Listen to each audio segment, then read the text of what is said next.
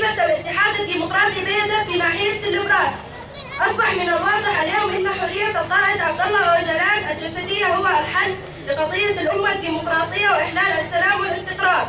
في تركيا والمنطقة كلها أمور مترابطة وجوهرية، وتعتبر من الشروط الأساسية للتعايش السلمي للشعوب. اختطف القائد عبد الله أوجلان قبل 24 عاما نتيجة مؤامرة دولية قذرة، وسلم للدولة